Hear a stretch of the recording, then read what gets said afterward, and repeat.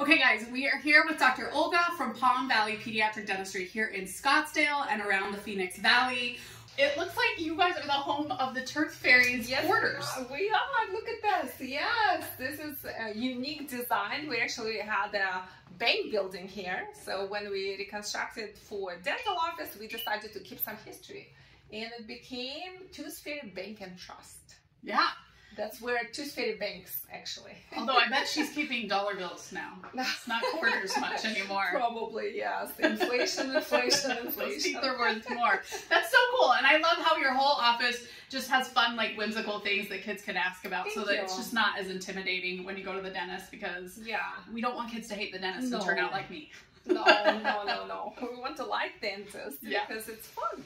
Now kids love to come, actually. I actually have one of my assistants. She was my patient since she was 7 years old, and now she works in our practice. That's amazing. Yeah, she must like it a lot. She likes it, yeah.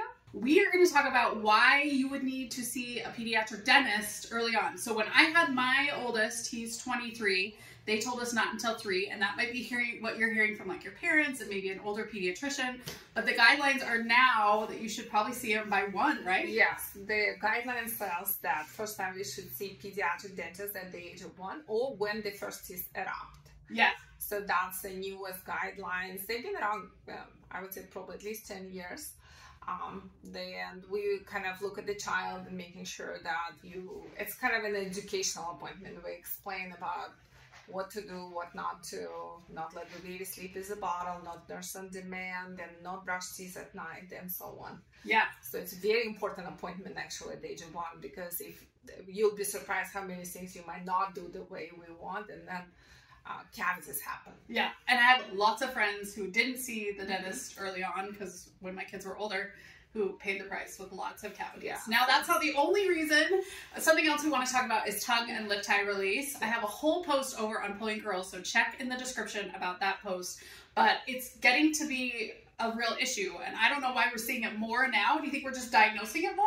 I think we're becoming more educated. Yeah. So actually in some countries like Israel and Brazil, it's a standard of care to screen every single newborn for tongue tie. Okay, interesting. In the United States, not yet, but we're getting there. So dentists and pediatricians, nurses, everybody getting more and more education in tongue ties and lip ties and what effect does it have on the child's development, craniofacial development, the ability to nurse. Yeah. So that's how we started to do more and more tongue ties. Yeah, so we see them in the hospital. We've seen them before. I mean, I've seen them all along.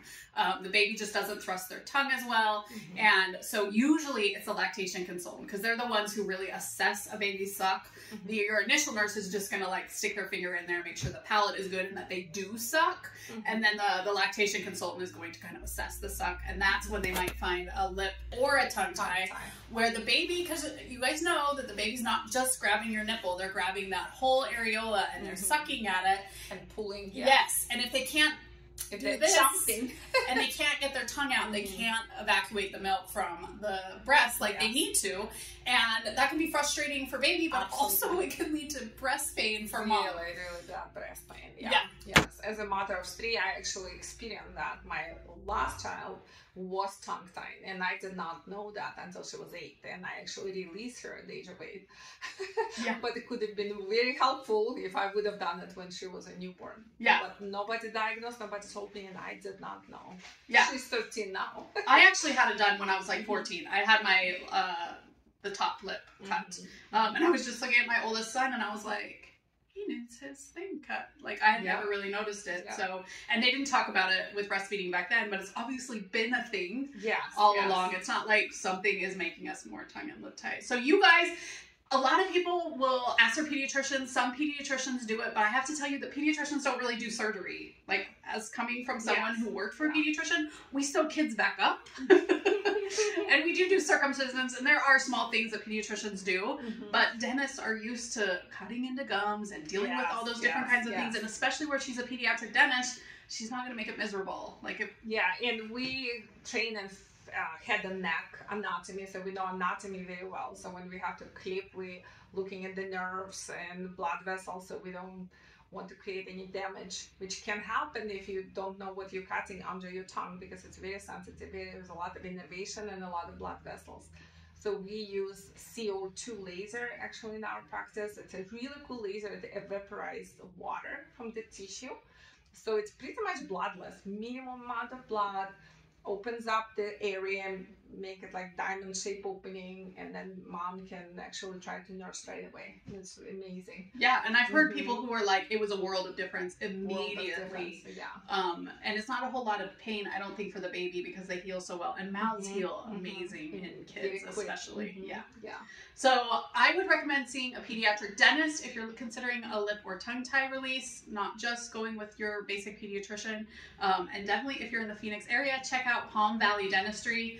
They're in Scottsdale, West Valley, and they're bringing one to Chandler, closer to where I live. So what a great option. They have the newest surgery, and it's going to be so quick and easy. Yeah, absolutely. Yeah. All right. Thanks, Dr. Olga. Thanks for helping our kids. Absolutely. Yeah. Thank you. My pleasure. One tip.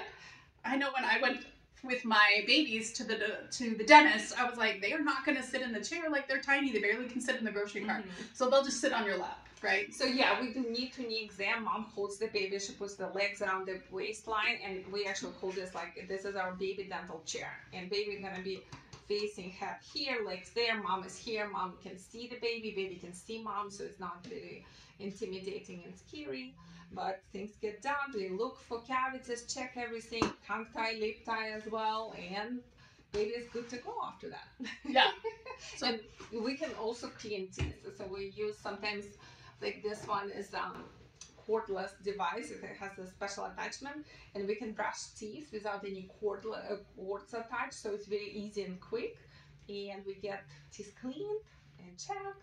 So everything is easy nowadays. Yeah. One of the things I liked most about Palm Valley Pediatric Dentistry is that they have an in-house lactation consultant in their West Valley office.